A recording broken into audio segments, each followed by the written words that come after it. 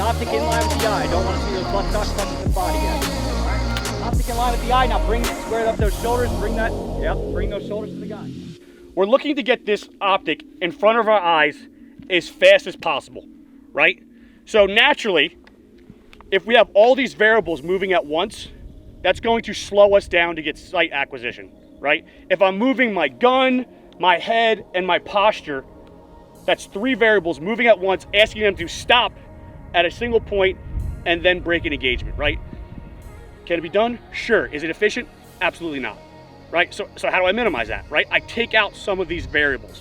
One of the variables that I like to do, and it's the same thing with the pistol, is I bring the optic to my eyes, right? I don't bring my head to the gun, and it transfers right over to this, just like we showed you with the pistol, is I'm just going to bring the gun up to my eyes. My head's not coming down, my cheek's not coming over, I'm bringing the gun up to my eyes, right? Once the gun comes up to my eyes, simultaneously I'm rolling over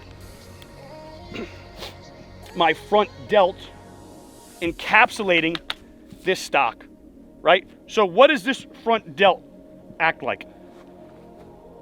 Come on guys, work with me here. What does this kind of look like with a pistol? Support hand, right? It's your fucking support hand around the other side of the gun. So I have your shoulder pocket, your chest, wherever you decide, we'll talk about this in a second, where I mount this gun. But as I roll this front delt, it encapsulates this stock, locking it in, giving me more friction and surface area on this platform, right? You guys following me there? What that also does, it allows me to keep this gun, when I start really shooting aggressive, to not start to push me back out of my posture when we're talking about shooting really aggressive, right? And whether we're shooting 12 splits or quarter-second splits or half-second splits, I need to have the same mounting procedure for all of it across the board, right? I can't have like, well, when I do slow aim fire, I do this. When I shoot aggressively, I do this. There's too many variables coming into once. So I need one solid platform that works for all. So naturally, we're gonna have the most area for deviation when shooting aggressive, right? So rolling that front delt over, meeting the back of the gun, right? And then leveraging the front end of the gun is now locking the gun into position. What I'm not doing is driving this gun back into me, right? Fighting the delt pressure. I don't need to do that. And you're gonna see through exploration as we do this, exactly what that feels like, right? So the gun comes up to find that spot like I talked about. Wherever this spot will be is exactly what you're gonna see when you bring the gun up. Wherever this gun naturally comes up in line with my eyes, that's where I want you to start your mount from. Okay, you guys tracking that? So we'll find that spot first.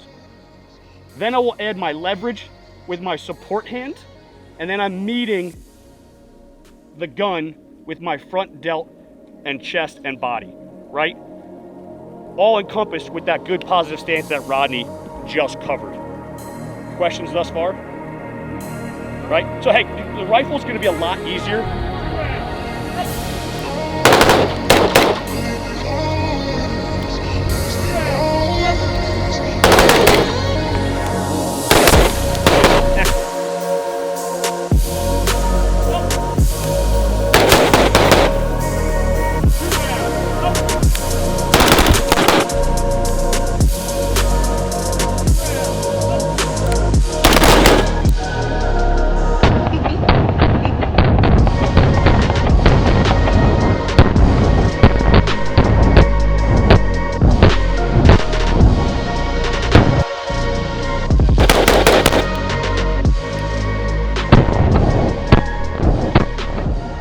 Demo.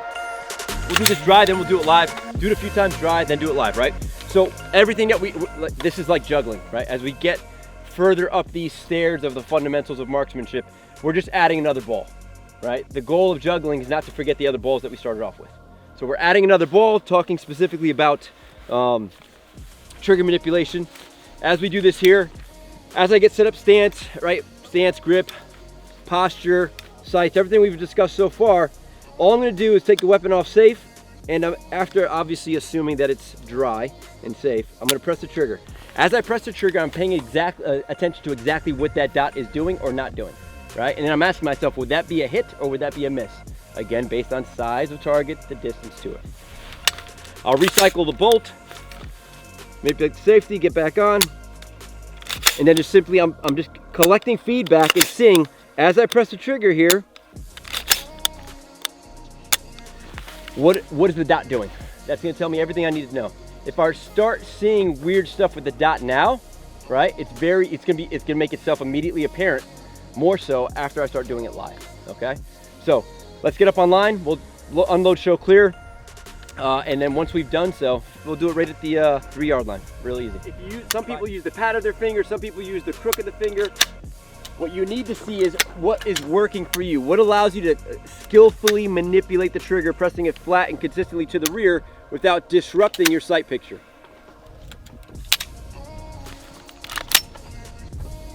As you press the trigger, what are you seeing? I didn't have any movement. Right on. Are you using the middle of the pad or the crook of the finger? Middle of the pad. Cool. Yeah, same. I'm not finding any deviation using the middle of the pad. Right on. Okay, cool. Now, let me ask you this. When you press the trigger quickly, right? So we're gonna do this another way. What I'm gonna do is, weapon off safe, I'm gonna fire it, right? Now I'm just gonna run the trigger. You hear that? It's gonna allow me to get that little bit of movement. Now I'm gonna press the trigger quickly. Now you just did kind of a slow aim fire, one shot kind of thing. We're gonna go back, do the exact same thing. And now, as I build that, I'm gonna go 1, 2, 3, 4, 5. And I'm pressing the trigger with the same amount of pressure I would if I knew the gun was gonna go off, right? Don't press it soft, like actually press the trigger with the degree of force that you would use that's consistent with you breaking the shots in real life. And run it at a pace that you'd say was, you know, fairly fast. Quarter to, you know, half a second splits. 1, 2, 3, 4, 5. 1, 2, 3, 4, 5. 1, 2, 3, 4, 5. All right? And then see, is that causing any deviation in what you're looking at as far as your alignment? Cover down, go ahead and do it again.